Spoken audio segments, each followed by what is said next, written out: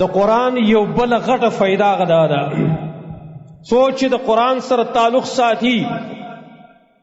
په انسان باندې د خپل عمر یو څو مرحلې راځي او دا قرآن کې الله ذکر کړی دي څوک ماشوموالي کې وفات شي څوک ځوانۍ کې وفات شي خو بعضې باره کې الله وایي ومنكم من يرد الى ارذل العمر لكي لا يعلم من بعد علم شيئا بعضی پتا سو کې اسودي چې هغه سپک عمر ته واپس لشي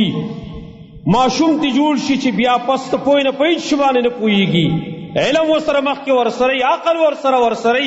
خبر باندې مخ کې پویدو لیکن سپک عمر ته ورسیږي چې هغه زمانہ د حریم دا د اخري عمر دا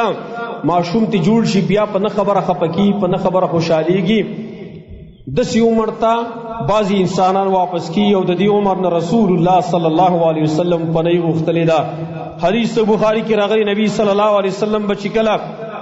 منځ وکړه فرض مانځه وروسته به دعا کول اللهم انی اعوذ بک من البخل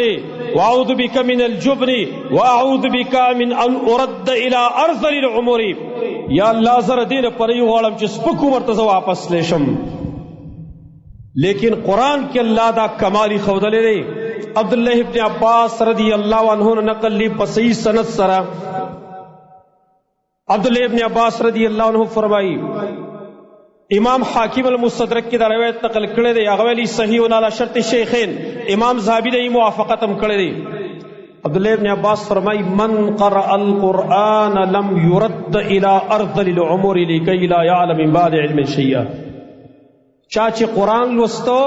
دے بس پک عمر ته واپس کیږي چې پس ته پوی نه بیا تیا علم واغستلی شي او ځکه قرآن کې الله ویلي دي ثم رددناه اسفل سافرین بیا موږ دا انسان واپس کو لاندې د لاندونه الا الذين امنوا هغه تفسیر کوي مگر هغه کسان چې ایمان راوړی دا لاندونه موږ نه واپس کو نو دې څه مراد دی عبدالله ابن عباس وی الا الذين قرأوا القرآن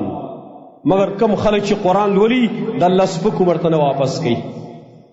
ټیک دا عارضی آفتونه غبیله خبره ده څوک پالجو وي څوک اکسیډنټ وکي پچا جادو شي غبیله خبره ده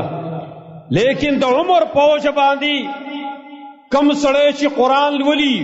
دا سړی به داسې عمر ته نه واپس کیږي چې خلق تی بیا نفرت کوي او د کور خلق هم پې تنګ شي داسې عمر ته به نه واپس کیږي دې وجه نه شیخ الاسلام ابن تیمیہ رحمه الله فرمایي من قرأ القرآن متع بعقله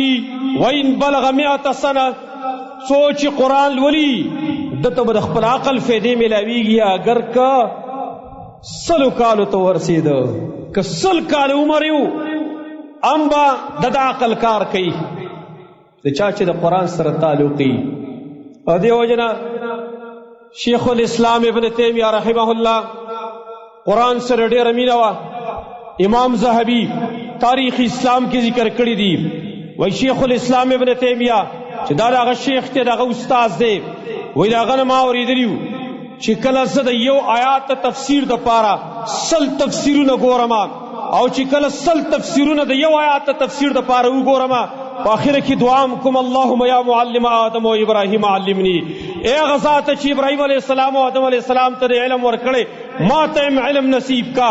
اما شیخ الاسلام ابن تیمیہ رحمه الله د قرآن سے تعلق ډیرو نو چې کله وفات کېدو زنګ قدم د عاشورو له اخري صدا آخری الفاظ هغه د خلینو دار اوزی ان المتقین فی جنات و نهر فی مقعد صدق عند ملیک مقتدر او استدساو خطلا دا آیتونه ولوستلو ساته او خطل چې متقیان به جنتونه کې او په نهرونه کې به مجلس رښتینی کوي د رب العالمین په خوا کې دا قرآن برکات دي